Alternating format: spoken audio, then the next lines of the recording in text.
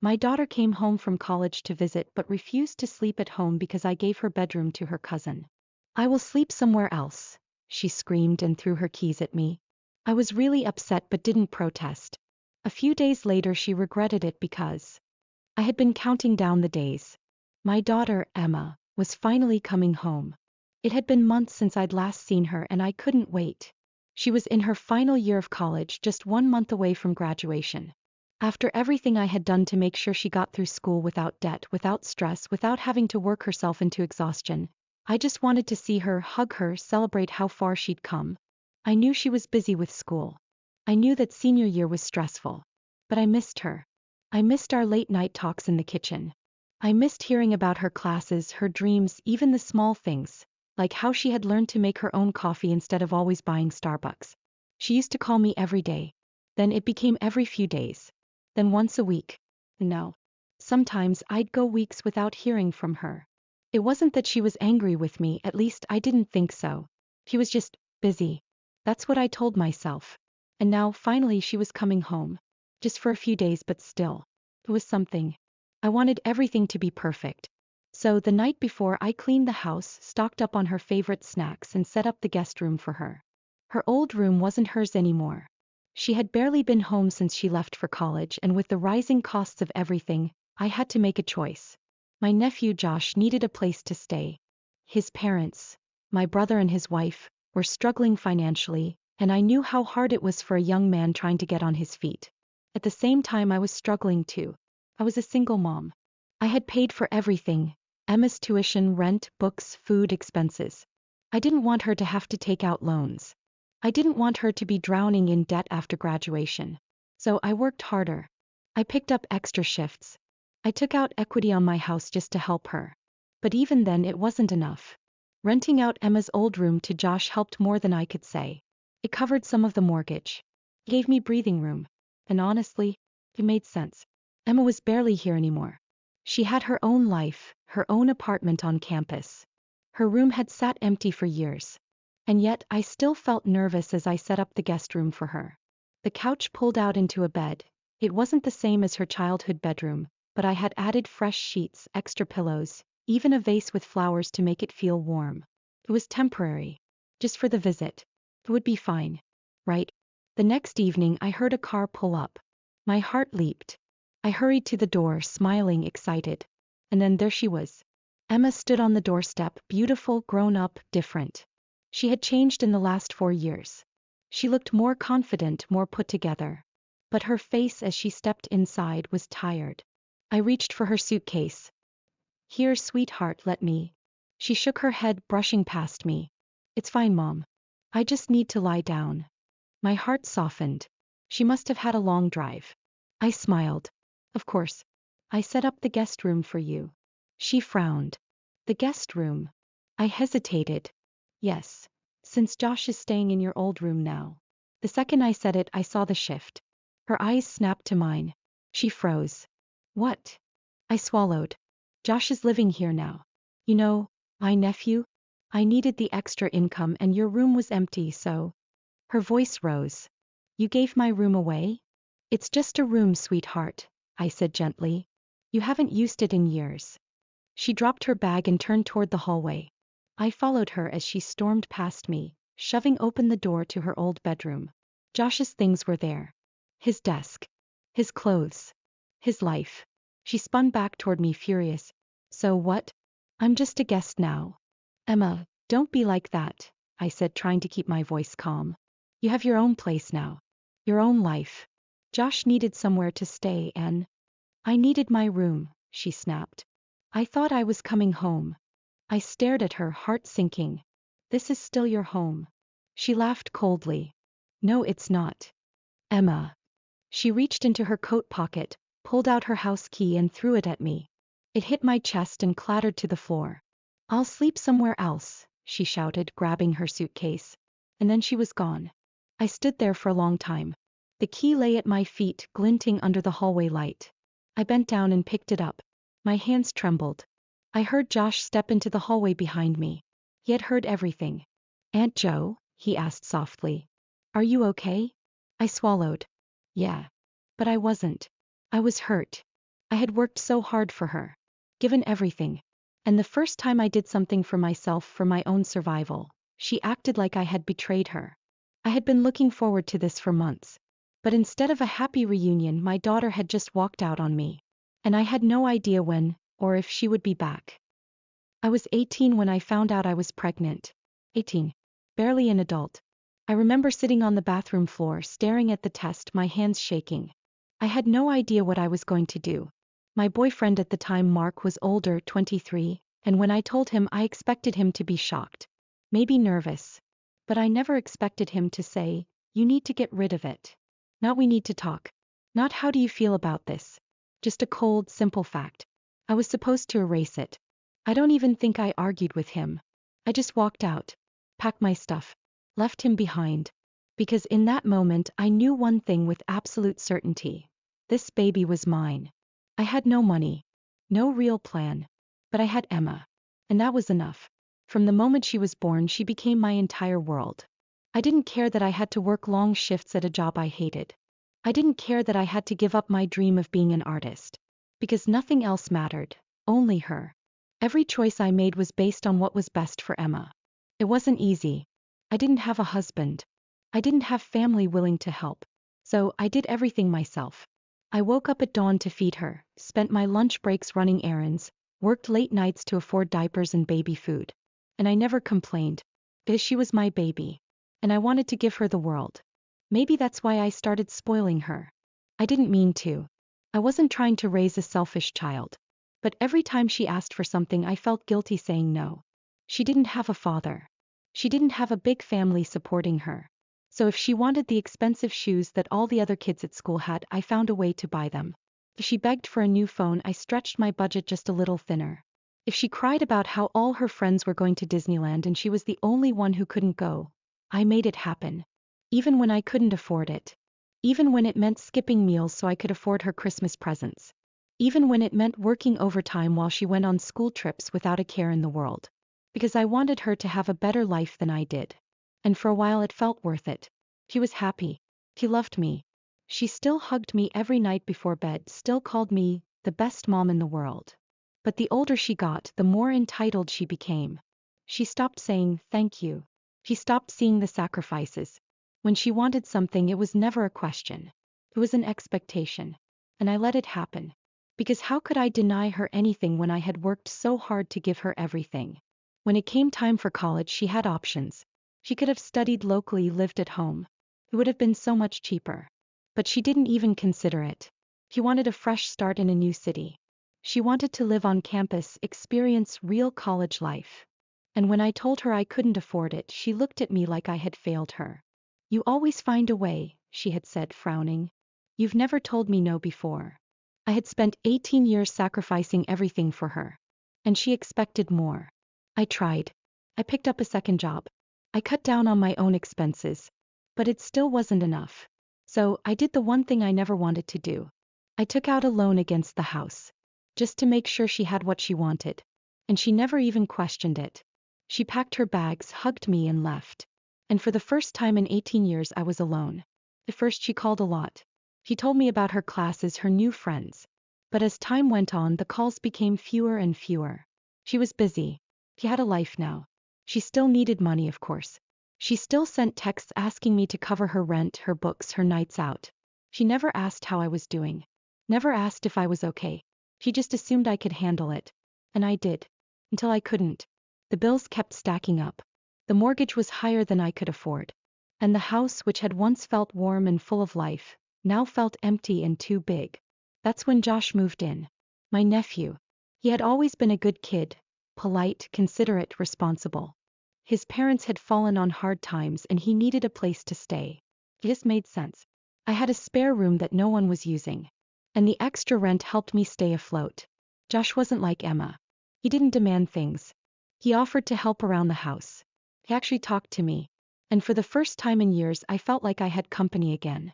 Like someone actually appreciated me. Meanwhile Emma? She barely noticed. Unless she needed money. The last time she called me, it wasn't to check in. It wasn't to ask how I was doing. It was to ask if I could send her $200 for a concert ticket.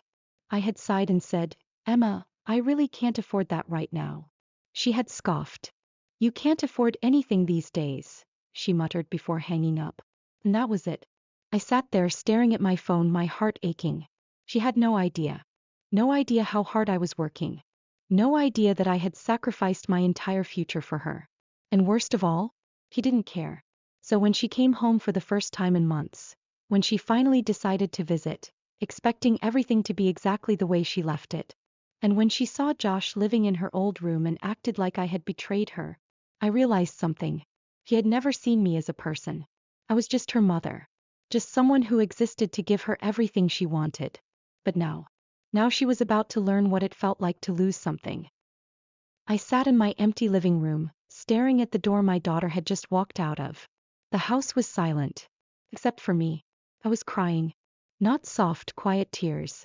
The kind that shake your whole body. The kind that come from deep inside your chest, from a place you didn't even realize was hurting until it breaks open. She threw her keys at me. She stormed out. She chose to leave. And she hadn't called. Not once. I waited. 1 day. 2. 3. Nothing. It was like I didn't exist. Like all those years, all that love, all those sacrifices meant nothing. And that's when I knew something had to change. For so many years I thought I was helping her. I thought I was giving her a better life. But I wasn't. I was spoiling her. I was teaching her that her happiness mattered more than anyone else's. No. She had her degree. She had everything I worked so hard for her to have. And she still expected more. That ends today. 4 days later my phone rang. Emma. I let it ring twice before picking up. Mom, she said, her voice casual, like nothing had happened. Like she hadn't just abandoned me. Is Josh gone yet? I closed my eyes. There was not, I'm sorry. Not, I miss you. Just, has my space been cleared for me yet? No, I said, my voice calm. He's staying. Pause. I could almost hear the frown in her voice. What do you mean he's staying? I thought. He pays rent, Emma. He helps me with the mortgage. He's staying. Silence. Then, fine. I'll stay somewhere else then. I exhaled. Okay. She hung up. And that was that. She didn't ask how I was doing. She didn't care where I had been sleeping after she threw her keys at me and left. But what she did do. She kept expecting me to pay for her. It started small. Emma. Hey, can you send the usual for my rent? I stared at the screen. For the first time in my life, I didn't feel guilt about not sending money. I felt angry. I typed my reply carefully. Me, you're going to have to cover that yourself now. 3 dots. Then, Emma, what? Stop joking. It's due tomorrow. I didn't reply. A few minutes later, she called. Mom, she said, her voice tight with frustration. What are you talking about? I'm not paying for your rent anymore, Emma. You always have. I shouldn't have, I said, my voice calm. And I won't anymore. You're graduating. You need to start supporting yourself. You can't just cut me off. I can, I said. And I am. She let out a harsh, disbelieving laugh. How am I supposed to afford anything? You get a job. It was like I had slapped her. A job. Yes, Emma. A job. But I'm a student. Not for long. But I still need time to figure things out. You've had 4 years to figure things out. She huffed like I was being impossible. I can't believe this. This is so unfair. No, I said simply. What's unfair is that I have spent my entire life working for you, sacrificing for you, and you still think I owe you more. That ends now. And then the bombshell. 1 week later, another call. This time her voice was lighter. Sweeter. Mom, listen, she said. I've been thinking. I know things got heated before and I totally get why you're frustrated, but I have a plan now. I already knew what was coming. I'm going to do my master's degree. I closed my eyes. Of course she was. And it's a really great program, Mom. It's expensive, yeah, but it's totally worth it. I'll be so much more employable after. She was so confident. So sure I would say yes. She had no idea I was already shaking my head. That sounds great, Emma, I said. I hope you're able to afford it. Silence. Then a forced little laugh. Mom, what? You want to do a master's? Take out a loan. The laugh died in her throat. But, what do you mean? You said you'd always support my education. I supported you through your bachelor's degree, I said. I worked 2 jobs. I took out a loan against my house. I did everything I could to make sure you graduated without debt. And you did, she said quickly. And now I am done. She went quiet, completely silent. Then finally, you're serious? Yes, Emma. I'm serious. He broke. At first she was furious. She demanded I reconsider. You can't just drop me like this. You're my mother. This is your job. You paid for everything else, but now suddenly you won't? I didn't argue. I didn't even raise my voice. I just kept saying no. Then after days of fighting, the anger faded. And the begging began. Mom, she whispered one night, sniffling into the phone. Please. I don't know how to do this on my own. I closed my eyes. I knew she didn't, because I had never taught her how. That was my fault. And this was the only way she was ever going to learn. You'll figure it out, I said gently. I believe in you. She sobbed. I don't want loans, Mom, she said, desperate now. I don't want to struggle. You never wanted me to struggle. I never wanted you to be spoiled either, I said. But I made that mistake. And it's time to fix it. She cried harder. But I stayed firm. I didn't back down. Because if I did, he would never change. And I wasn't going to let her keep taking from me. She had taken enough. Now she was going to have to stand on her own 2 feet. Emma didn't believe me. Even after all the arguments, after all the times I told her no, she still thought I'd change my mind. That's why she went no contact. She didn't do it because she truly wanted to cut me out. She did it because she thought it would punish me. She thought if she ignored me long enough, if she cut me off completely, I'd come crawling back, begging to fix things. That I'd break first. That I'd start paying again just to have my daughter in my life. But she was wrong. And when she finally realized it, that's when everything really fell apart. At first I didn't hear anything about her. She went completely silent. Blocked me on everything. And I let her. I didn't call. I didn't text. I didn't beg her to come back. Because for the first time, I knew she needed to feel the consequences of her actions. If I chased after her, if I tried to fix things, it would just prove her right. That I would always come back. That I would always do whatever it took to keep her in my life. So I waited. And the silence stretched on. Days. Weeks. Months. Nothing. I told myself I was fine. That this was what needed to happen.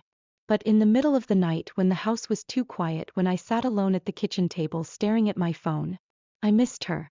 Gul, imishtia. And it hurt. It hurt that the second I stopped paying for her, she didn't want to speak to me. That after everything I had done, after all the sacrifices, all the love, all the years of putting her first, she still saw me as nothing more than a wallet. And the worst part? He was proud of it. I heard about her through family. She had struggled at first. She thought her degree would get her a high-paying job instantly. But she had no experience. No internships. No real skills outside of school. And companies didn't want her. For the first time in her life she was being rejected. And she hated it. But instead of accepting reality, instead of working her way up like everyone else, she blamed me. That's when the smear campaign started. She went to my brother and his wife, Josh's parents, and told them her version of the story. Mom abandoned me. She threw me away like I was nothing. She let Josh take my place. She treats him like her real child. I could hear her voice in my head, twisting the story, making herself the victim. And at first, they believed her. I got a call from my brother. Joanna, what the hell is going on? Why is Emma telling us you just abandoned her? I took a deep breath. And I told them everything.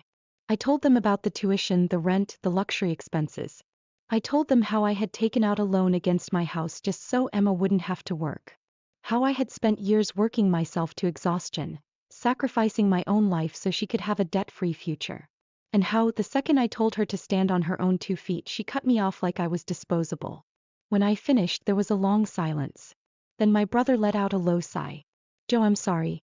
We had no idea. I swallowed. You didn't spoil Josh like that, did you? He laughed. God, no. He worked part-time all through college. We never handed him anything for free. Then why did I? I whispered. There was another pause. Then softly. Because you were alone. And you wanted to make sure she never felt like she didn't have enough. I closed my eyes.